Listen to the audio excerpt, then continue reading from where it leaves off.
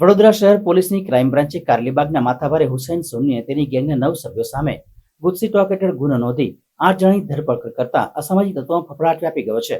વડોદરામાં બિચ્છુ ગેંગ દ્વારા ખંડણી, હત્યા, ધાક ધમકી, મારામારી જેવા સંગઠિત ગુનાઓ આચરવામાં આવતા હોવાથી વડોદરા ક્રાઇમ બ્રાન્ચ દ્વારા 3 વર્ષ પહેલા અસલમ બોડીઓ તેમજ તેના 25 સાગરીતો સામે ગુજસી ટોક હેઠળ ગુનો નોંધી અસલમ તેમજ નામચીન મુન્ના તરબૂતની લાખોની સંપત્તિ સીઝ કરી હતી। વડોદરામાં છેલ્લા કેટલાક સમયથી કારલીબાગના ભૂતળી જાપા નજીક કાસાવાલા વિસ્તારમાં આવી જ રીતે નામચીન હુસૈન સુન્ની તેમજ તેમના 3 ભાઈઓ અને અન્ય સાગરીતો દ્વારા ખંડણી, હુમલા, ધાકધમકી જેવા ગંભીર ગુના આચરવામાં આવતા હોવાથી વડોદરા ક્રાઇમ બ્રાન્ચ દ્વારા આજે હુસૈન સુન્નીની કાસાવાલા ગેંગના 9 સાગરીતો સામે ગુજસી ટોક હેઠળ ગુનો નોંધવામાં આવ્યો છે। નોંધનીય છે કે 2 દિવસ પહેલા પણ હુસૈન સુન્ની તેના ભાઈ અકબર તેમજ હલીમા સામે ખંડણીનો ગુનો નોંધવામાં આવ્યો હતો। હુસૈનની ગેંગના તમામ સભ્યો પોલીસના સકંજામાં આવી ગયા છે, જ્યારે એક સાગરીત જેલમાં હોવાથી તેની પણ ધરપકડ કરવામાં આવશે।